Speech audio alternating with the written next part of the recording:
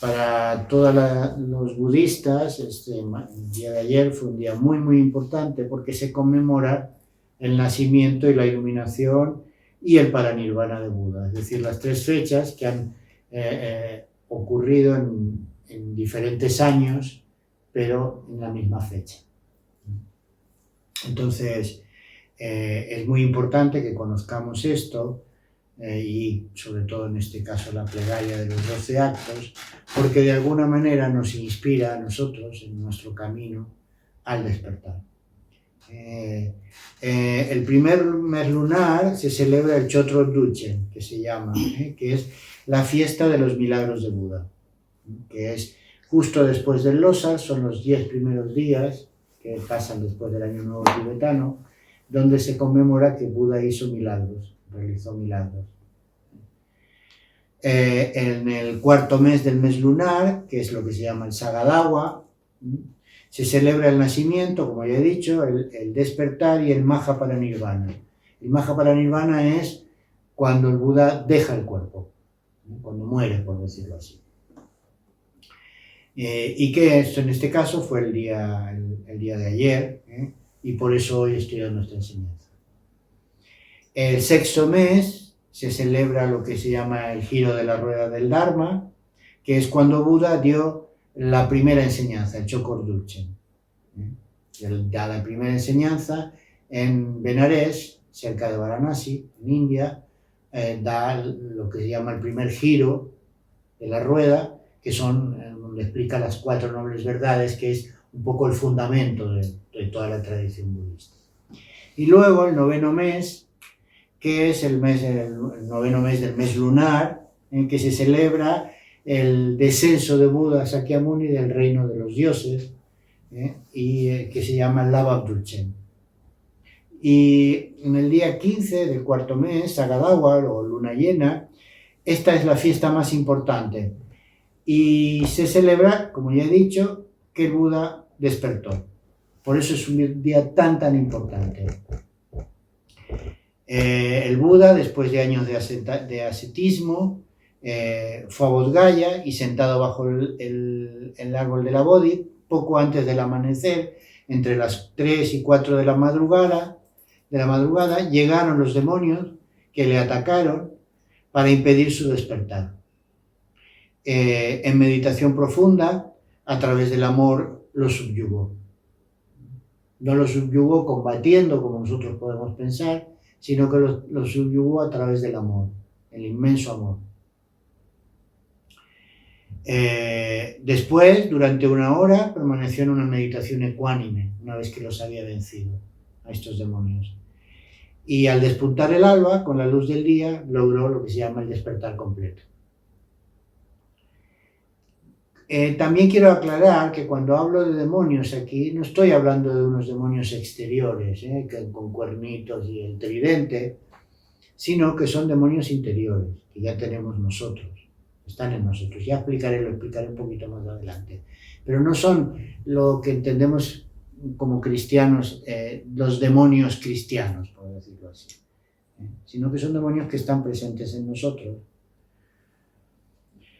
Cuando hizo el despertar completo, el Buda Sakyamuni, si os fijáis en todas las imágenes, por ejemplo, aquí tenéis una tanka, aquí en este lado, aquí tenéis una imagen, esta estatua pequeñita que está aquí en el altar, no sé si la lográis ver, tiene la mano tocando la tierra. Entonces se dice que este gesto, al hacer este gesto, la tierra tembló. Y al temblar, significa que el Buda había logrado el despertar y entonces habló y dijo que ese era el signo de que se había realizado. Hubo un temblor de la tierra y ese fue el signo. Entonces ponía la tierra, tocándola con la mano la tierra, la ponía como testigo de la iluminación, de su iluminación. Todo esto que estoy contando sucedió en Bodh Gaya bajo lo que se conoce como el árbol de la Bodhi, que es el ficus religiosa, que es un tipo de árbol que hay en la India, muy sagrado. Y ¿cómo decirlo esto? Es un árbol que se considera el árbol por excelencia. En Bodh Gaya todavía, de un esqueje que hay, que se van haciendo como plantas, todavía está, desde el momento en que se iluminó Buda, el mismo árbol, con esquejes que se han ido a lo largo del tiempo poniendo en su lugar. Son árboles, de todas formas, que viven muchos años, estoy hablando de por cientos de años, no es un árbol que se muera a los 2 días. En el mismo momento que el Buda logró el despertar, nació uno de sus discípulos, que era, en este caso, hijo de su hermano, es decir, su sobrino, que es Ananda, que es famoso porque era el monje que lo atendió durante toda su vida, a Buda Sakyamuni. En este quinceavo día del mes de Saga, de la luna llena, en diferentes años tuvieron lugar. 1. La entrada de Buda en la matriz, es decir, tomar un cuerpo, ¿no? Es decir, en el vientre de la madre. 2. El nacimiento. 3. El despertar. Y 4. El Mahaparinirvana. En otras tradiciones, en este día, la celebración también se celebra que subyugó a los demonios. En otras escuelas o formas de pensamiento. Otros astrólogos sitúan el nacimiento en el día 7 de este mismo cuarto mes, y otras tradiciones, como por ejemplo la Theravada, celebran el despertar el día 15 del mes anterior, es decir, cuando se hace el Vesak, que fue el mes anterior. Recordáis que yo estuve dando la meditación en este sitio que ahora no me sale el nombre. Pedralbes. En el Pedralbes, en el monasterio de Pedralbes. Es un día muy poderoso, está cargado de bendiciones, y se dice que todo lo que hagamos en el día anterior se multiplica, tanto lo bueno como lo malo. Por eso es un día que se dice que hay que hacer como acciones positivas, o cultivar las acciones positivas para acumular mérito. Los actos se multiplican por cientos de miles, y los actos negativos también, o sea, con lo cual es mejor abstenerse. Si tenemos que hacer algo negativo, pues abstenerse ese día de hacerlo, ¿no? Que a veces hay cosas que tienes que hacer, ¿no? Enfadarte con alguien, o decirle algo que no es agradable a alguien, entonces mejor no hacerlo ese día para no entrar en polémicas, ¿no? En relación con esta efeméride, vamos a estudiar los 12 actos de Buda, al mismo tiempo que le rendimos homenaje. Según otras tradiciones u otras versiones, se enumeran de manera diferente estos 12 actos de Buda. Nosotros lo vamos a hacer con el homenaje al Buda Sakyamuni, que está en la página 23 del Rosario de Joyas. Ya lo he dicho, es este libro gordo de aquí. Y estos son 12 acciones principales, es decir, son 12 hechos que ha hecho el Buda a lo largo de su vida, del desarrollo de su vida. Y son elementos claves en su vida, porque son lo que lo ha llevado de alguna manera a la iluminación. Y por eso se le rinde homenaje a estos actos. Entonces el texto empieza diciendo así: por compasión y con habilidad naciste en el clan de los Sakyas. Dominaste a las hordas de demonios que nadie había podido vencer. Tu cuerpo resplandece como una montaña de oro. A ti, rey de los Sakyas, rindo homenaje. Con estos 4 primeros versos rendimos homenaje al Buda en general. En estos 4 versos se menciona hechos de su vida como el nacimiento como príncipe, su despertar, ya que su padre era el rey de los Sakyas, se llamaba Suddhodana, y su madre la reina Maya Devi, Mahamaya, hija de Suprabuddha, rey de la ciudad de Devadatta. Después, los 4 siguientes versos, es una alabanza que se le hace al Buda, y esto dice así: Al principio generaste el espíritu del despertar. Después llevaste a cabo las dos acumulaciones, de mérito y de sabiduría. Realizaste para nuestro tiempo actos de gran alcance. A ti, protector de los seres, te canto esta alabanza. Aquí se menciona el camino gradual al despertar. El Buda fue un bodhisattva en vidas anteriores, las vidas anteriores de Buda. Un bodhisattva es aquel ser que se propone alcanzar el despertar para el beneficio de todos los seres y que antes de reencarnar en esta vida como humano había estado residiendo en lo que se llama el cielo de Tushita, que es un tipo de tierra donde viven los dioses, un tipo de dioses. Hay muchos tipos de dioses. Estos del cielo de Tushita son Indra, Brahma, etc. Ahora no me sale el nombre de todos, no me lo sé. Pero es una tierra especial donde uno puede practicar un poco el Dharma.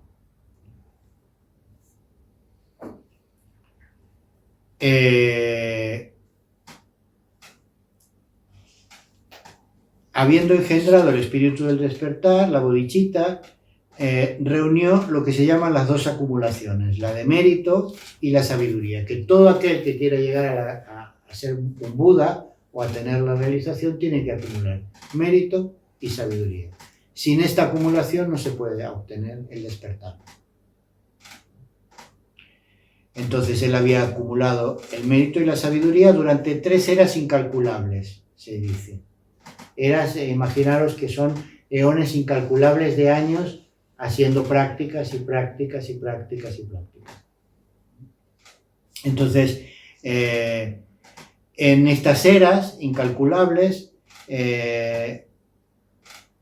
apareció como Guru Brahman en el tiempo de Buda Kasyapa, que es el tercer Buda de esta kalpa favorable. Se dice en la cosmología budista que nosotros vivimos en lo que se llama una kalpa dorada, porque van a venir 1000 Budas, ¿vale? En esta kalpa dorada en la que estamos nosotros, como en esta manifestación del universo.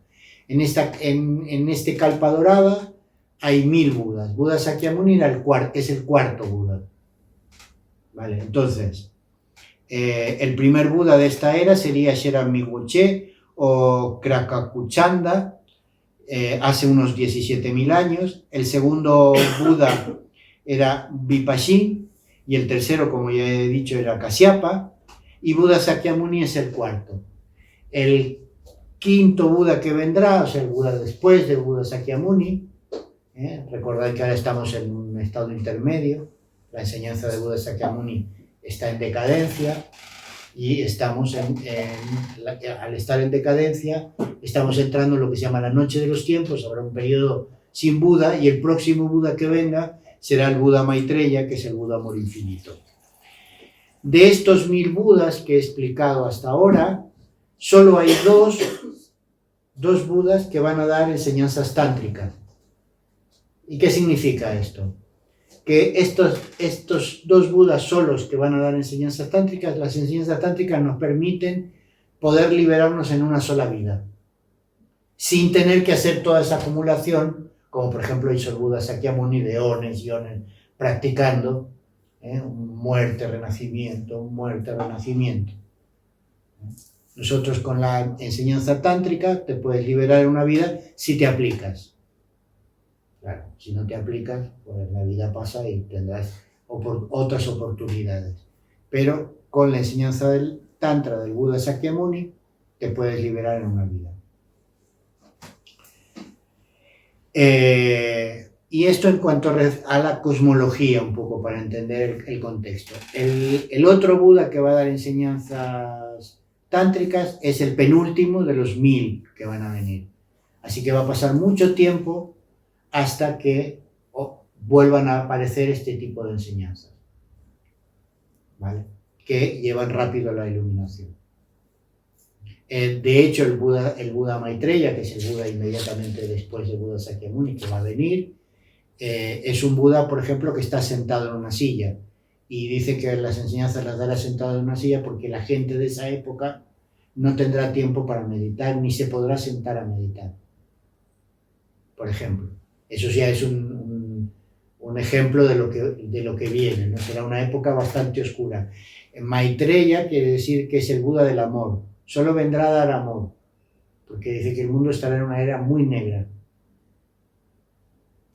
Entonces, bueno, era un poco para poneros en contexto. Por eso nosotros nos podemos sentir muy afortunados porque la enseñanza de Buda Sakyamuni todavía está viva, todavía nos quedan unos años, todavía están los maestros rulando por el mundo y dando enseñanzas, y entonces eso pues así que sea más dinámico y tengamos todavía la suerte de, aunque sea en el momento de morir, poder liberarnos.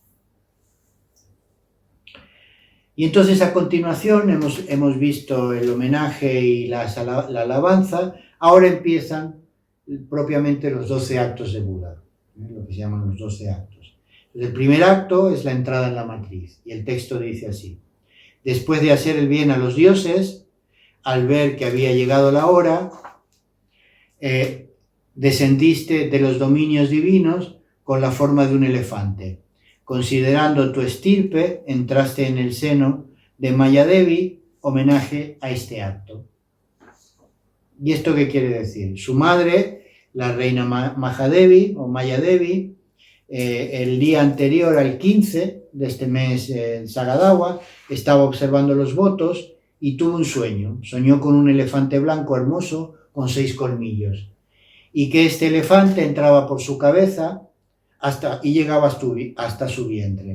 Esto representa la pureza de un ser que ha llegado a las 10 tierras de Bodhisattva. Es decir, Buda Sakyamuni, antes de nacer como Buda, ya había obtenido las 10 tierras de Bodhisattvas. Yo otras veces os he hablado de las tierras, ¿no?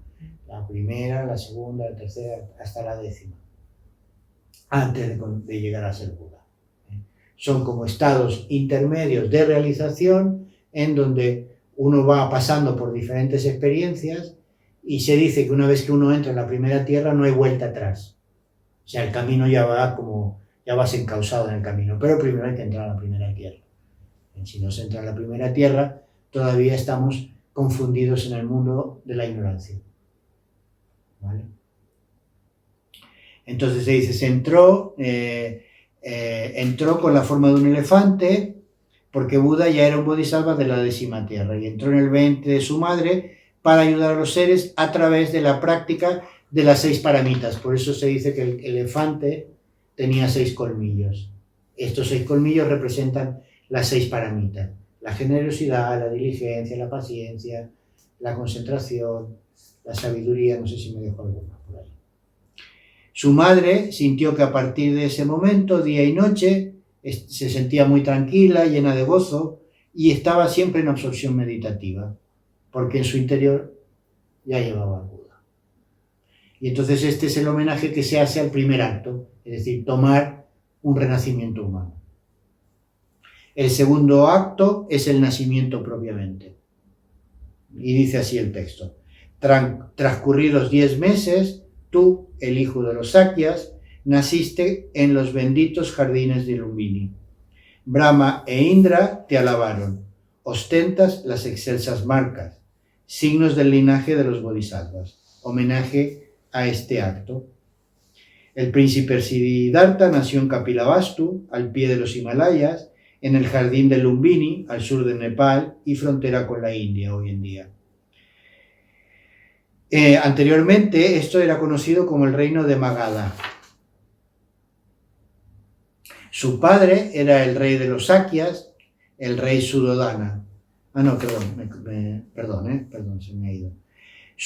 La costumbre en India, en esa época, era que dar a luz en la casa de la madre, de la familia materna, por decirlo así. Entonces, la reina Mayadevi dejó el palacio del rey Suddhodana para ir con su familia. Pero, ¿qué pasó?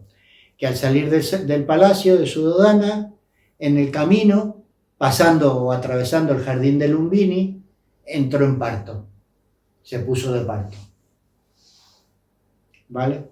Y entonces, en los relatos populares dicen que una rama de un árbol se arqueó para que la reina se pudiera coger del árbol y dar a luz.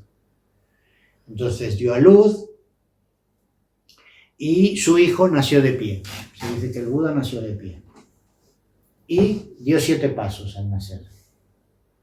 Esos 7 pasos. En estos 7 pasos, cada paso que dio se convirtió en una flor de loto. Cada pasito. Eso es lo que dice la tradición.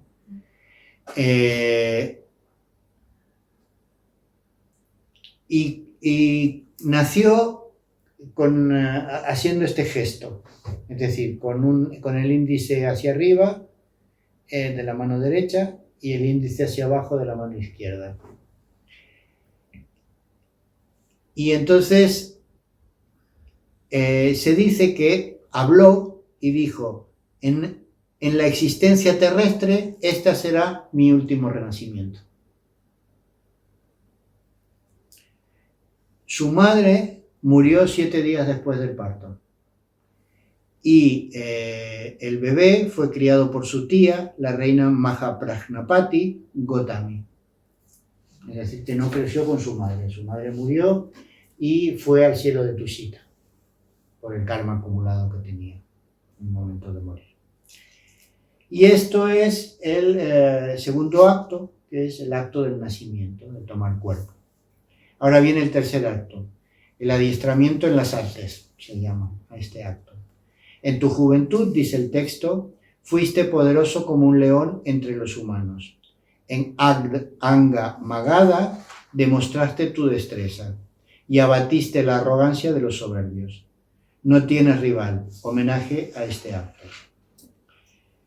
Siendo hijo de un miembro de la clase guerrera de la India, su padre lo adiestró desde pequeño en todas las artes militares, como el manejo del arco, la flecha, el manejo de la espada, la monta de caballo, en las cuales destaca, así como en los estudios y en las artes estéticas. Era una persona destacada. Para mostrar sus habilidades a su futuro suegro, Siddhartha le pidió a su padre que organizara un torneo al que se invitaron los mejores arqueros, jinetes y sabios, para que lo pusieran a prueba, y los derrotó a todos. Por eso se dice que abatiste la arrogancia de los soberbios en el texto. Y esto es el tercer acto, que es el acto del adiestramiento. Sabéis que el padre de Buda Sakyamuni pensaba que su hijo sería el sucesor. Entonces estuvo educado y criado como para sucederle en el trono. Y por eso se lo educó como se lo educa a un rey.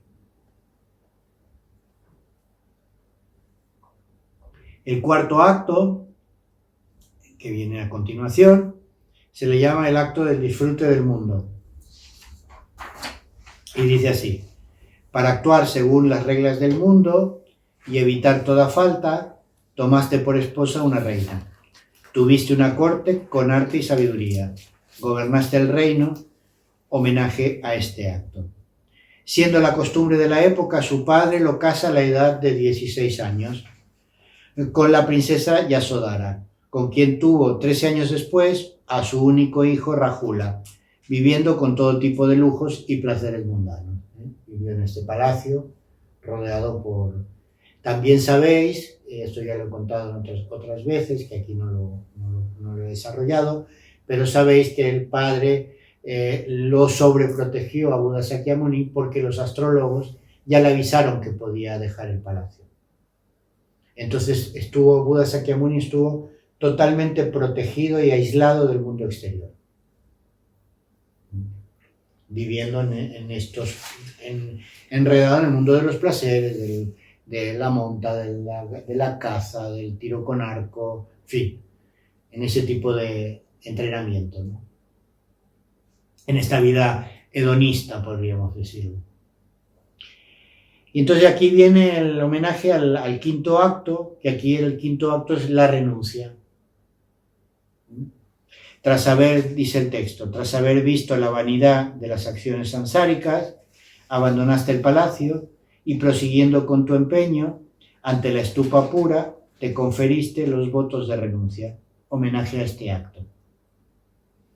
Entonces aquí, para desarrollar un poco qué quiere decir esta renuncia, un día, después de nacer su hijo Rahula, el príncipe Siddhartha se escapó de su palacio en compañía de su sirviente Chana. Escapó del palacio este. Y entonces lo primero que llama su atención es un anciano. Es la primera vez que ve a una persona vieja. Lo segundo es un encuentro con un enfermo que estaba acostado en la calle. Otra cosa que le llama la atención. Lo tercero es el encuentro con un muerto, una persona que había fallecido. Y el cuarto es un hombre que tenía una apariencia diferente y poco común. Es decir, llevaba unos hábitos amarillos y además tenía la cabeza afeitada. Estos son 4 cosas importantes que le pasan a Buda Sakyamuni el día que escapa del palacio. Escapa pero como una aventura, ¿no? Como para ver qué había más allá de las murallas, ¿no? No es que se escape en ese momento. Entonces dice, estos encuentros fueron los catalizadores de la búsqueda de su camino hacia el fin del sufrimiento. ¿Por qué? Porque ve que toda persona se hace vieja, que toda persona se enferma, ve que todos vamos a morir tarde o temprano, ¿no? Y el tercero es que encuentra un renunciante, en realidad, una seta, que es esta persona con los hábitos y con el pelo cortado, ¿no? Que encuentra en la calle. Entonces, a los 29 años, deja el palacio y con su sirviente llegan hasta el río Narayana, que es un afluente del río Ganges. Allí se cortó el pelo, le cambió sus ropas a un mendicante, pensar que llevaba ropas de príncipe, coge las ropas de mendicante y inició su vida como asceta, renunciando. Al darse cuenta de que cualquier cosa era perecedera, que la familia, los amigos, la fama, el placer, las posesiones, la riqueza, el poder, que tarde o temprano todo desaparecería, que todo es impermanente, es otra de las cosas que se dio cuenta. Que solo le procuraba una felicidad, todas estas cosas le procuraban una felicidad temporal, es decir, finita, que no era una felicidad permanente, ¿no? Y que luego esta felicidad se transformaba en sufrimiento cuando se perdía, empezó a buscar el origen del sufrimiento y cómo liberarse de él. Por eso este homenaje, el quinto homenaje, es la renuncia, ¿no? Se hace hincapié en este tipo de cosas, que es la renuncia. Esta gran renuncia se refiere a su vida hedonista, cuando deja el palacio y la vida mundana al lado de su mujer y su hijo, para dedicarse a la meditación y al análisis de la causa del sufrimiento por el infinito amor hacia todos los seres. También hay que decir que años más tarde toda su familia se convirtió al budismo.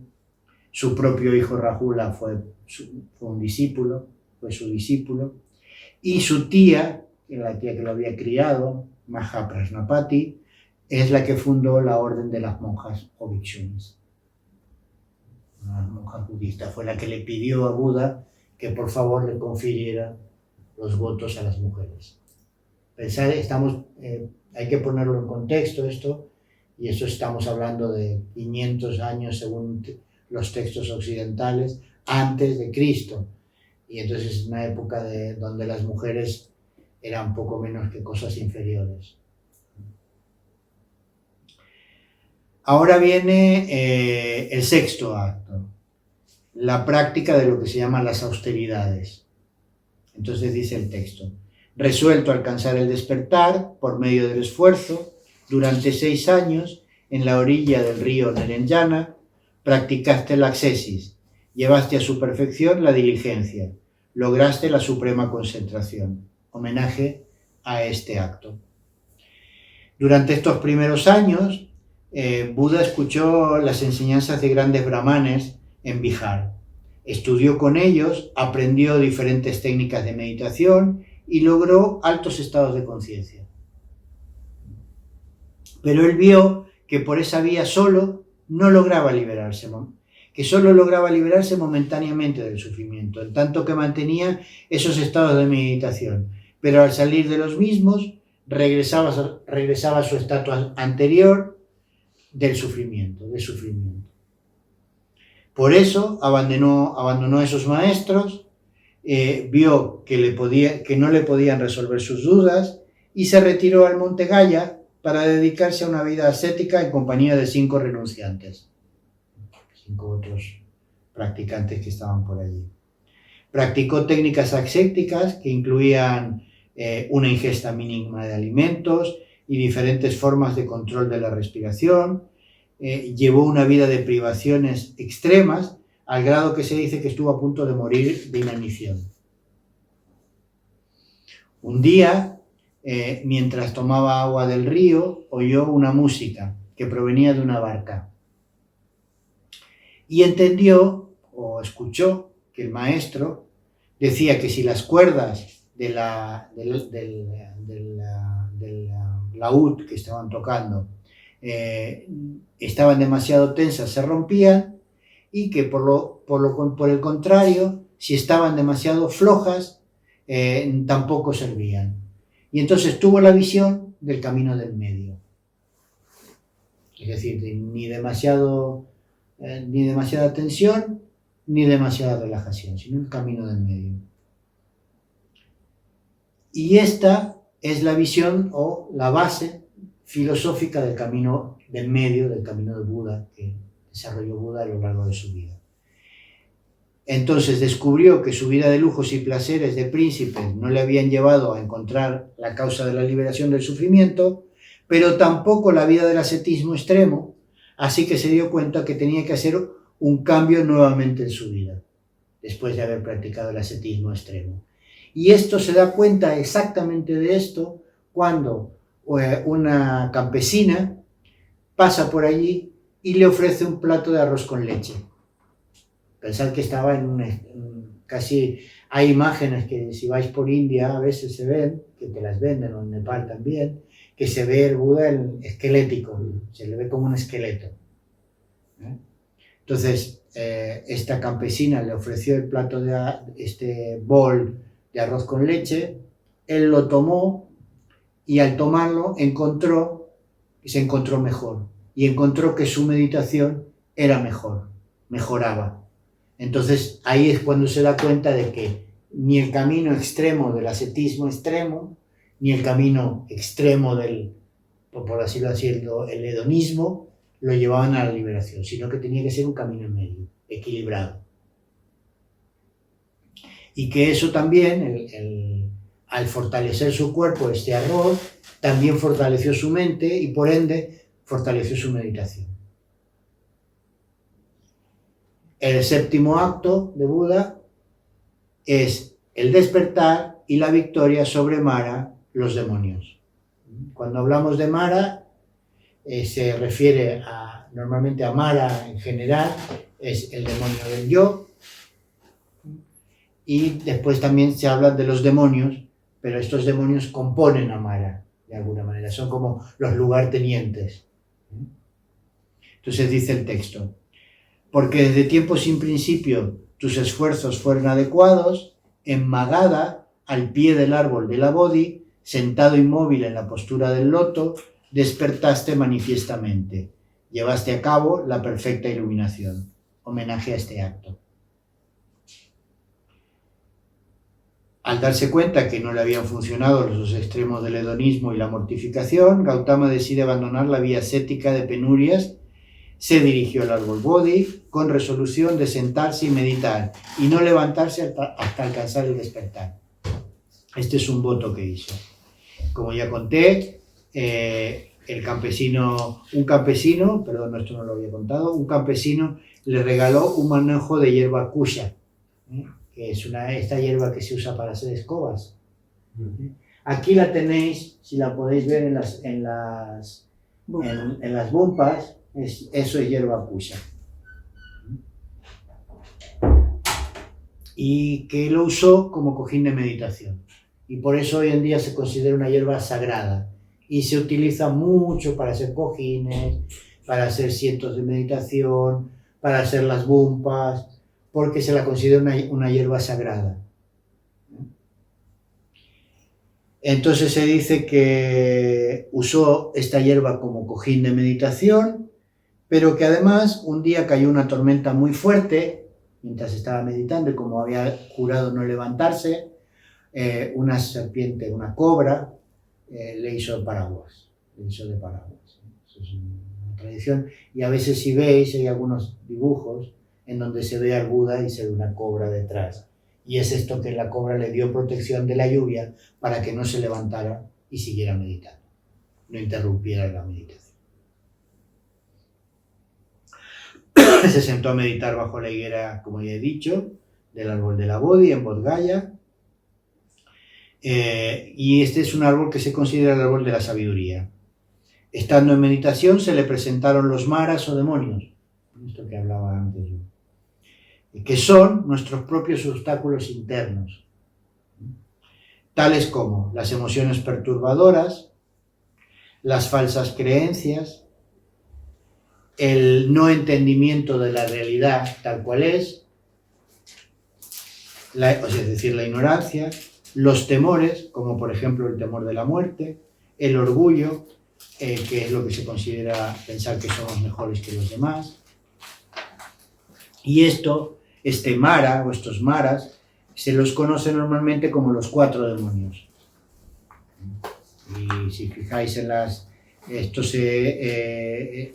cuando hacemos la dedicación de méritos decimos que venzan la batalla contra los 4 demonios obstructores. Estos demonios son el demonio de las emociones, aquí se refiere a las emociones perturbadoras, que son el odio, la envidia, la ira, el apego.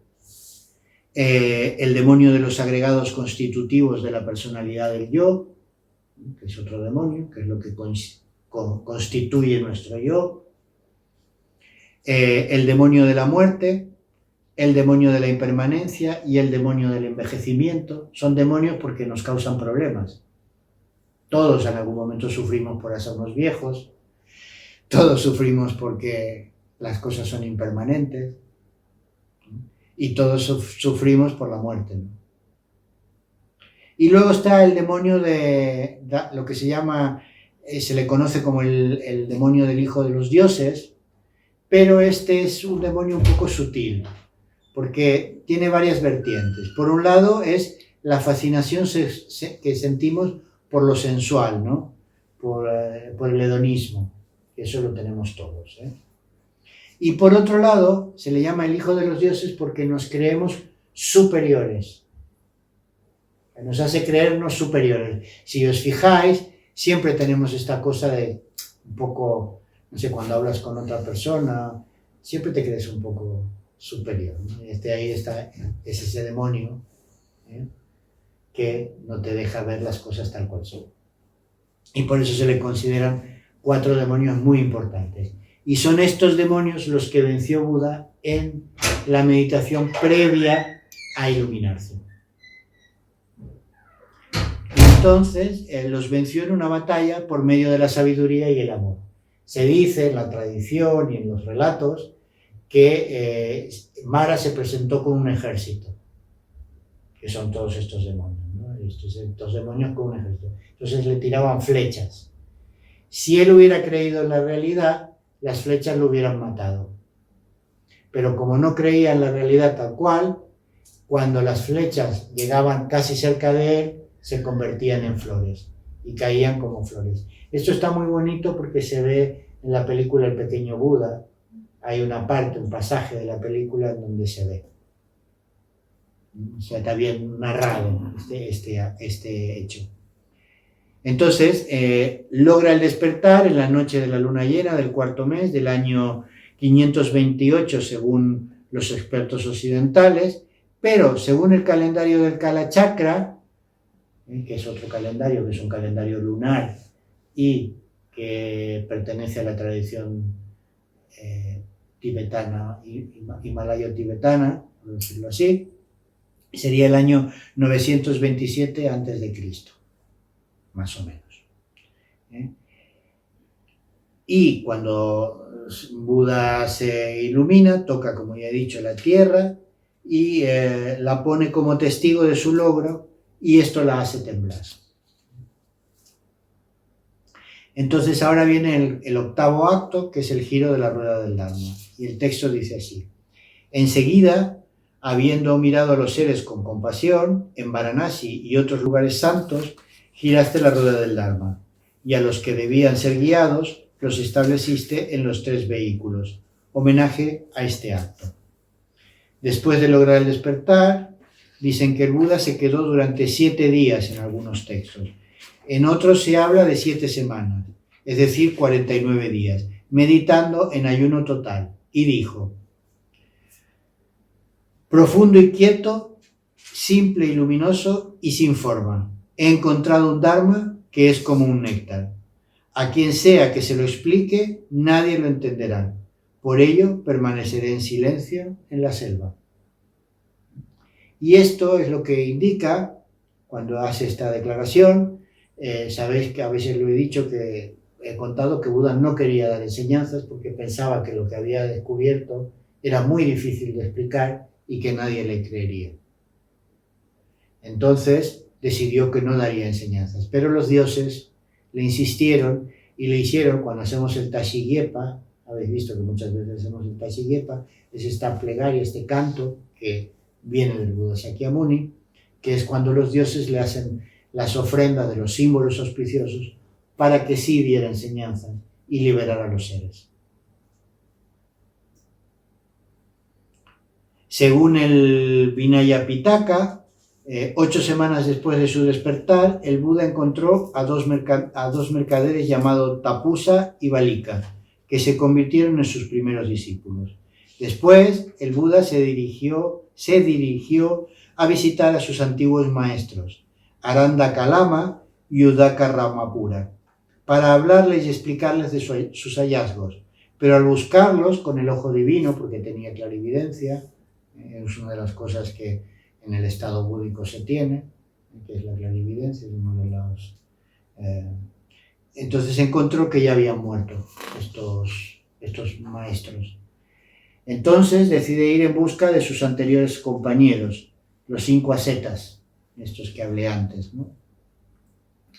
Estos 5 ascetas, para darles a conocer lo que había descubierto. Estos 5 ascetas, al principio lo rechazan, pero después de oír su primer discurso, es decir, la primera puesta en movimiento de la rueda del Dharma, en el Parque de las Gacelas, en Sarnath, cerca de Varanasi, se convierten en sus primeros discípulos. Se cuenta que uno de los 4 alcanzó la iluminación después de escuchar el primer discurso, y los otros 4 después de escuchar el segundo discurso de Buda, que es cuando dio la Prajnaparamita en el Pico de los Buitres. Buda llegó a tener más de 1500 discípulos y miles de seguidores en toda la India. Cuando se refiere a los 3 giros de la rueda, de las enseñanzas son: el primer giro es el vehículo Hinayana, que se refiere a las 4 nobles verdades y a los 4 fundamentos de la atención. En este giro, el Buda afirma la existencia de los fenómenos. En el segundo giro es cuando explica el Mahayana. Se refiere a la sabiduría y a la bodhicitta. Este giro es conocido como el giro sin características, porque el Buda incluye todas las enseñanzas sobre la realidad última, la paramita de la gran sabiduría, que comprende la vacuidad del yo y de los fenómenos. Que comprende, quiere decir, la sabiduría que entiende, que conoce la vacuidad del yo y de los fenómenos, para que quede claro, ¿eh?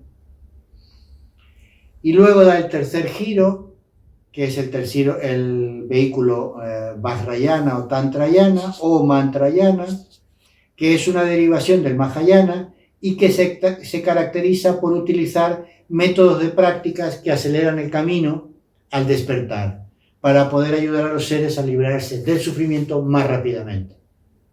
Nosotros nos encontramos en una escuela Vajrayana. Esta escuela pertenece al budismo Vajrayana. Y ahora viene el noveno acto, que es la subyugación de los demonios.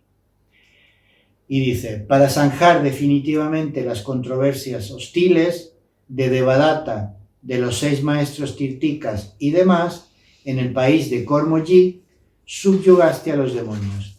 Poderoso, venciste en la batalla. Homenaje a esta victoria. Como dice el texto, zanjó definitivamente los puntos de vista erróneos, tales como los de Devadatta y los no budistas. Devadatta era su primo y tenía mucha envidia al Buda por el logro que había obtenido. Y entonces siempre lo estaba guerreando. Hay una historia que dicen que le lanzó un elefante loco para ver si realmente estaba iluminado. Y sabéis lo que es un elefante loco. Yo he visto hace poco, había por internet circulando un vídeo de un cuidador que se pasó pegándole al elefante y el elefante lo reventó, lo mató.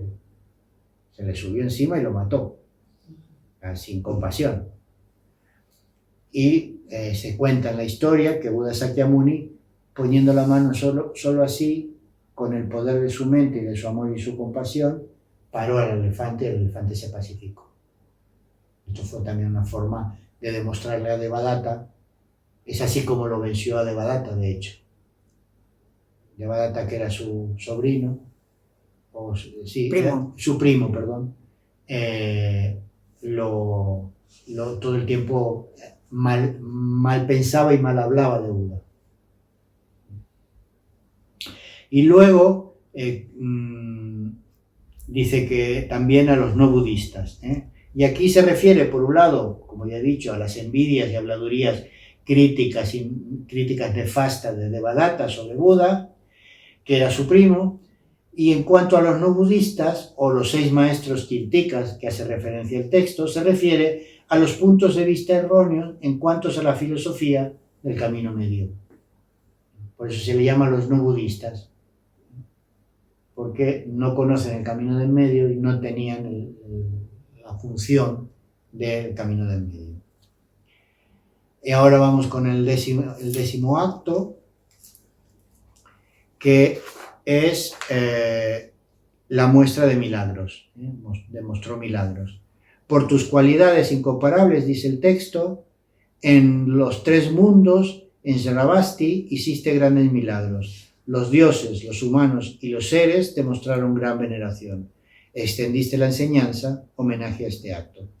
Este acto es llamado milagro, lo manifestó, expandió la enseñanza de manera increíble, lo manifestó para que todos los seres desarrollen confianza en la enseñanza. Todo aquel que escucha la palabra de Buda, si lo escucha con confianza, desarrollará confianza y obtendrá realizaciones. Y a esto se le llama el acto de mostrar milagros, de mostrar los milagros. Y luego viene el 11º acto, que es el paranirvana. Dice el texto, para inducir a los perezosos a practicar el Dharma sin demora, en la tierra sublime de Kushinagar dejaste tu cuerpo. Aunque era inmortal como el Vajra, pasaste al paranirvana. Homenaje a este acto. A pesar de haber obtenido la realización y de haber vencido la muerte, como dice el texto, por eso el texto dice inmortal, ha pasado por la muerte propia, como un ejemplo. Que eso muestra o mostró a los discípulos y nos muestra a nosotros hoy en día nuestra propia fragilidad y la impermanencia del cuerpo humano.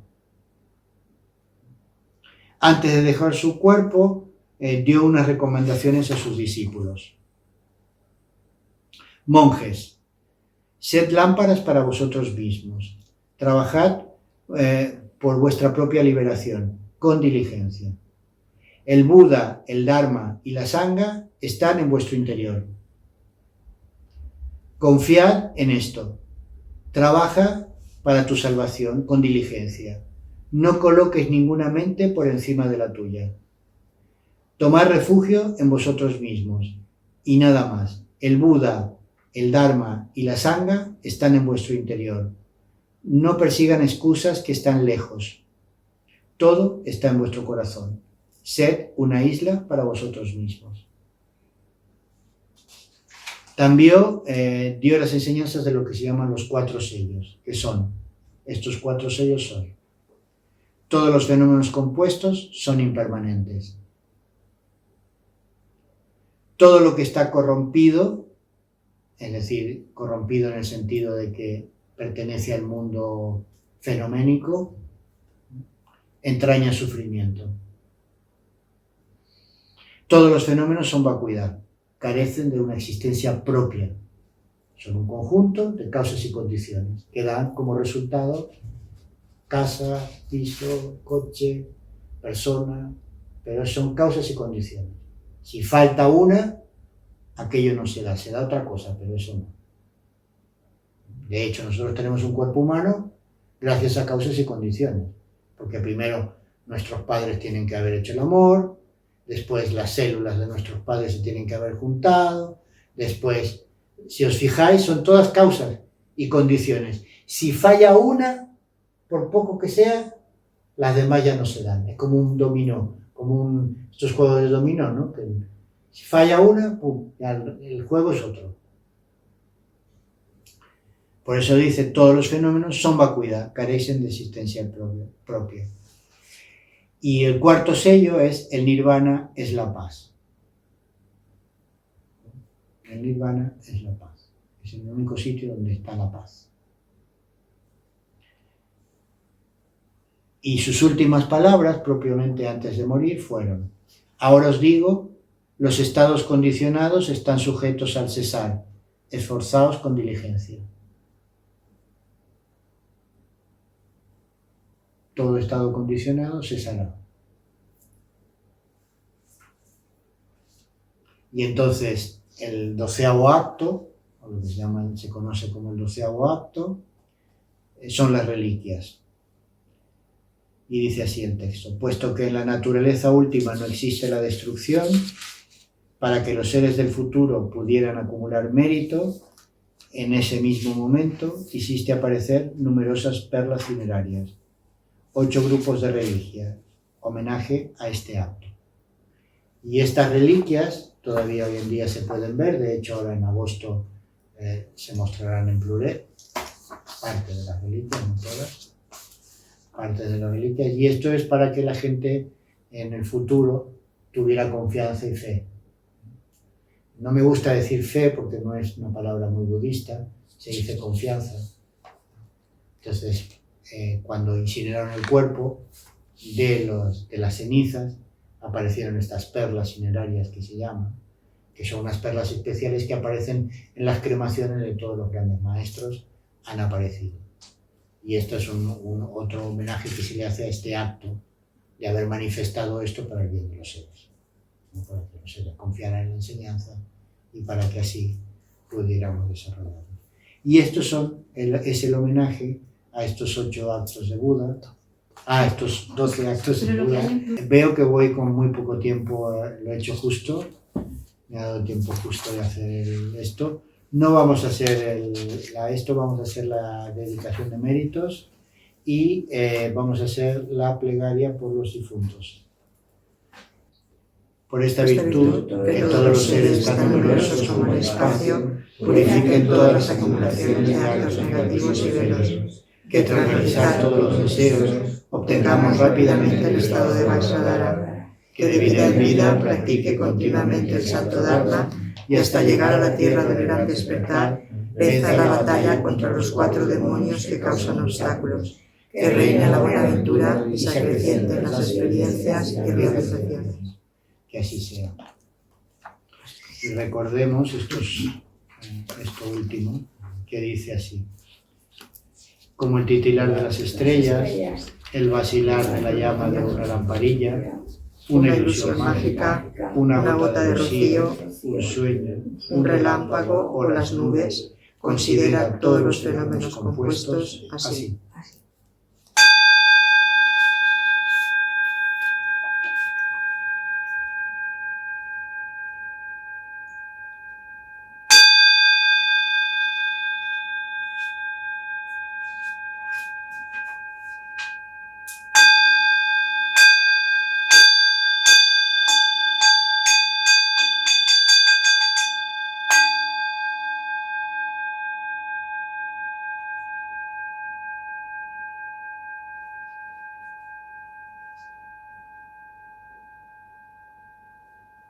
Muchas gracias a todas y a todos.